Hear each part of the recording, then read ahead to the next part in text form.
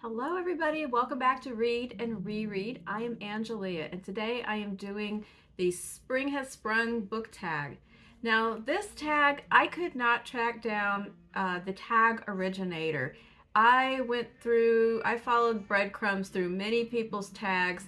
The tag has been done with different changes to the name. Some people call it Spring in Your Step, some people called it Spring Has Sprung or Welcome to Spring. And then there's a couple of other springtime book tags. And I went all through everybody's tags and who tagged them, and I can never get back to the source. And several people said they could not also find the originator. So if you know who originated this tag, you can let me know. Or if you happen to watch this video and you are the creator of this tag, thank you. It's very fun. I like it. It's nice and short and has cool questions, and I am going to do it right now. It is now legally spring. I don't know how it feels where you live. We actually have had a few kind of gloomy, cool days, but there's still spring-like, like the 50s and 60s. But we've been as high as the mid-90s in the past couple of months. The last time it was actually full-on cold was around Christmas time. So we don't get that many really cold days here.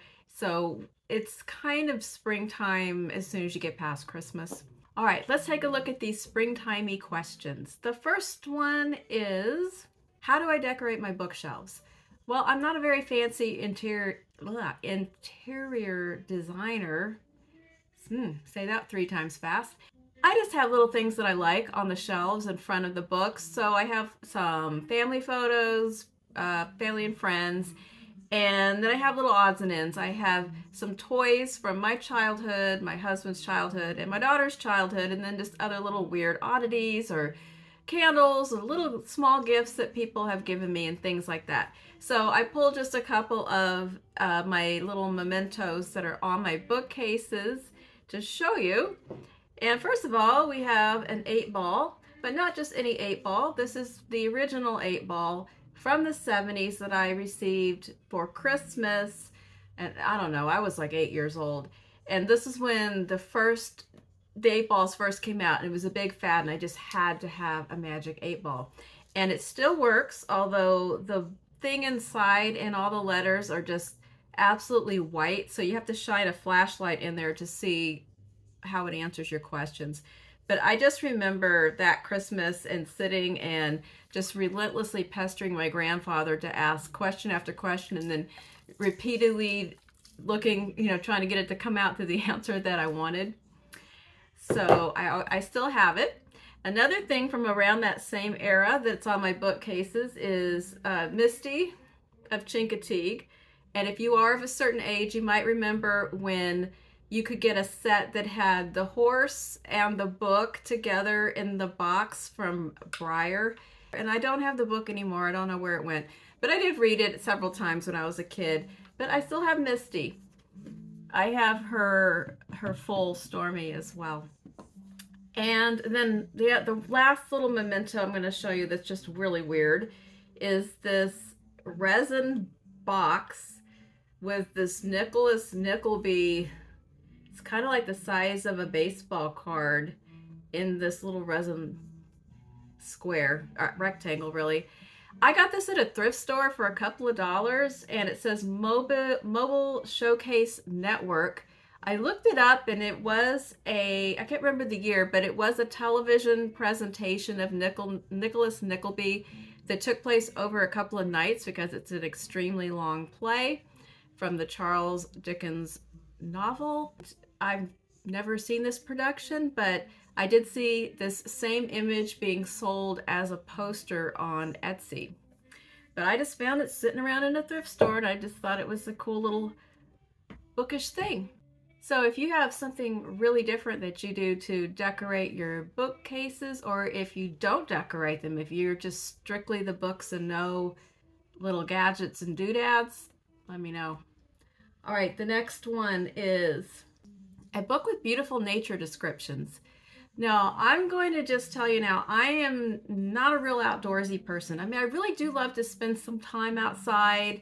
I like to get some fresh air, take a walk. I like a beautiful, garden or setting, but I'm really kind of an indoorsy person. So I don't gravitate toward nature writing. It's not a category that I look for to read specifically. So I didn't have a big treasure trove of wonderful nature authors to pull on for this prompt.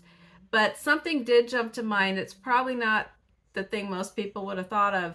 But there is a scene in Jane Eyre by Charlotte Bronte.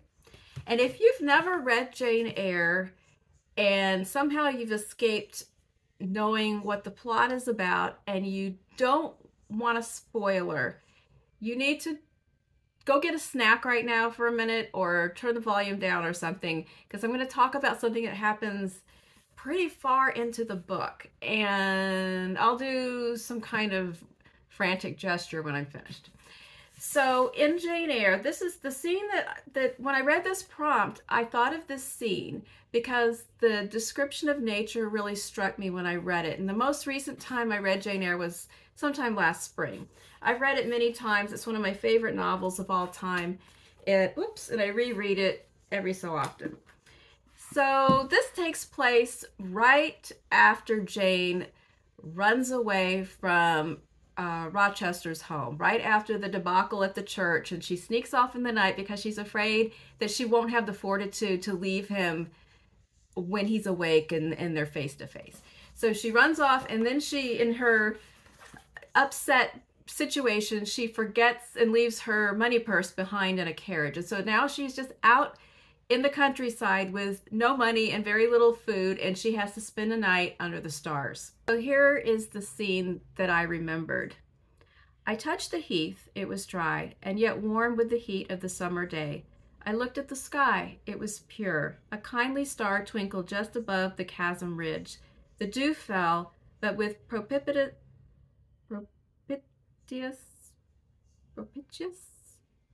softness no breeze whispered.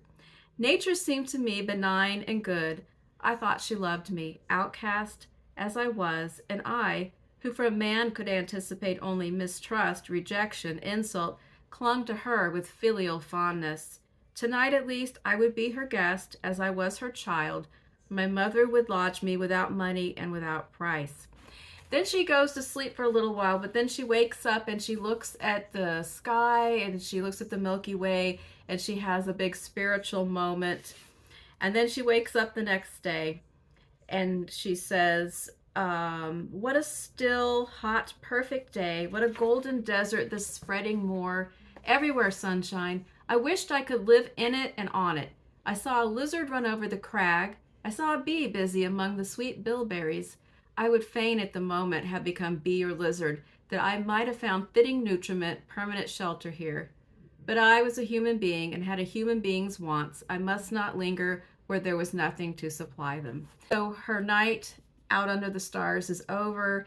But I just really remembered that night when she's at her wit's end and all is lost and she's brokenhearted, and she asks Mother Nature to shelter her for the night.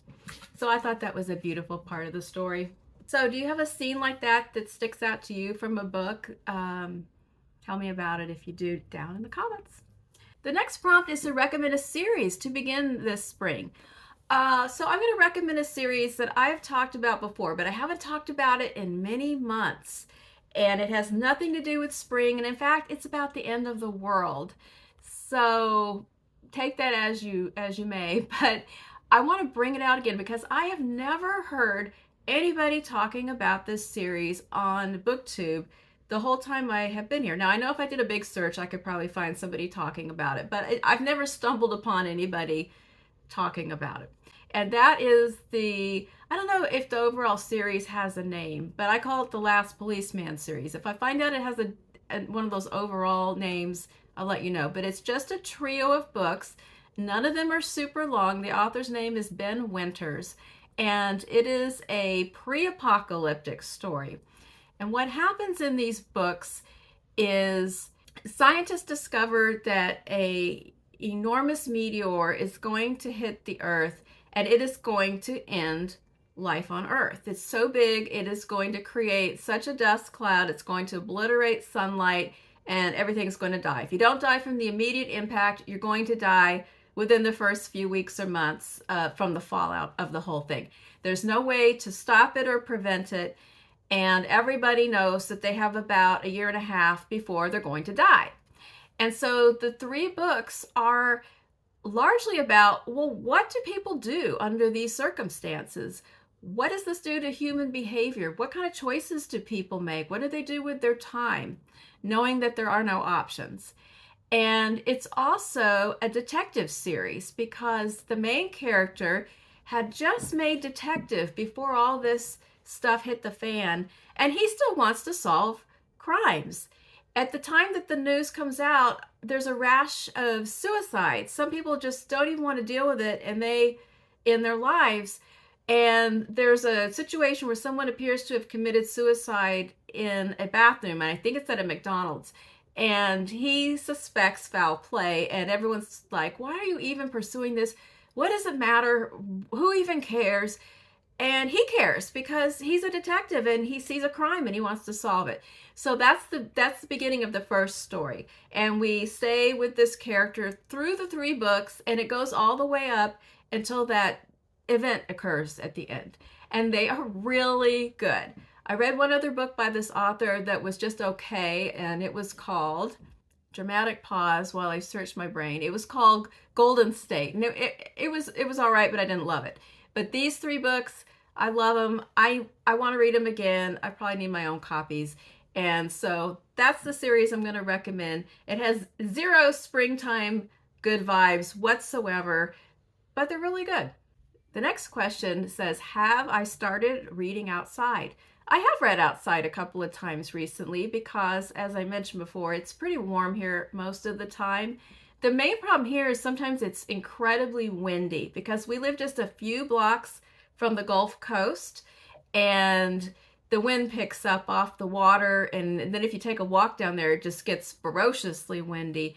So that's really the main deterrent. It's not the temperature, but it's the wind. But when it's a nice day that's just calm or a little breezy, it's very nice to sit on the back patio and read books. And my husband and I also like to collect our beach chairs and our books and go down to the beach because that's just a short drive, and it's really nice to just sit out by the water and with some snacks and read a little bit and then go take a walk up and down the shore. And so when that comes around, when we do that for the first time this year, I'll post a picture for sure.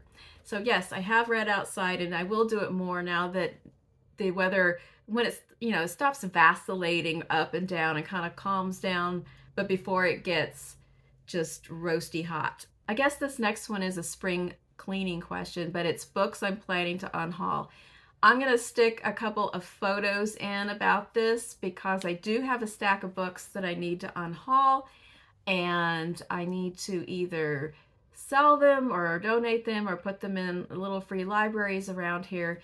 There are 2 little free libraries that I've come upon that are sort of in my kind of perimeter of places I go, but one of them got transformed, and the last time I saw it, it was not a little free book library anymore. It was a little free period supplies box. Someone had painted it pink, and it was full of tampons and stuff. So I thought that was pretty cool, though, for whoever might need it in the community. So it turned into another helpful box of things.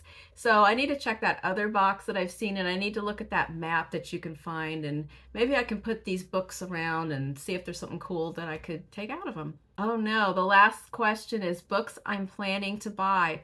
Oh, I'm not planning to buy anything. I have plenty to read right here. Ha, right. Okay. So some of the things, I never know. Things just pop into my mind. Sometimes I get a real burning need to read a book and it's not at the library and I buy it, or I find something unexpected secondhand. But I have a few holy grails that I'm purposely looking for. I jotted them down. Let's see.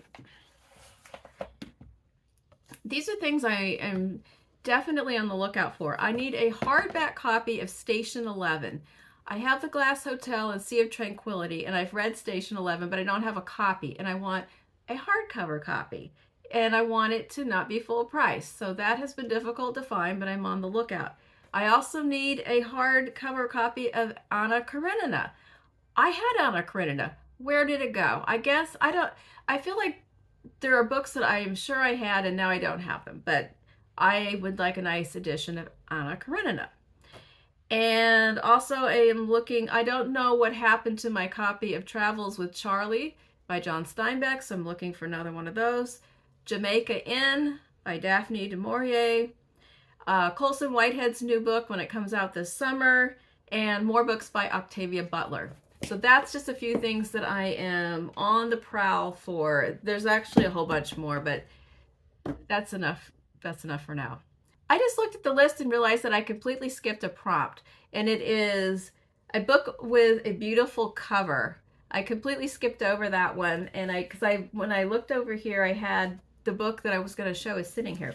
So I showed this recently when I bought it, but I love this cover of Things in Jars, and it's sort of an underwater thing. There's snails, and if you open it all the way up, you see that what you're looking at here is the tail of a mermaid, and it's just kind of a weird underwater thing, but I love the colors and that mermaid and the snails. And then I like the designs of, in general, of the Penguin cloth bound classics. And here's Bleak House. I love these pink bird cages. I think that just really stands out. I don't usually, what you see on here too, when you read the book, you find out what the meaning of that image is. Sometimes you can guess, like the edition of Frankenstein has hearts on it, and Great Expectations has chandeliers. I think they're Miss Havisham's chandeliers, but this one has bird cages. All right, now I really have done all the questions. If you have never done this tag, please consider yourself to be tagged. It's an old one, so I don't know who has done it and who has not, or where it even began. So it is springtime, and if you feel springy, think about doing this tag. And let me know in the comments your responses to any of my answers or what you would answer instead. And I look forward to hearing from you. I'll be back again for Friday Reads. I just started a book today, and the very beginning of the book blew me away. So I hope that it continues to blow me away and all to smithereens as the week goes on, and I'll talk to you about it on Friday. Talk to you later. Bye-bye.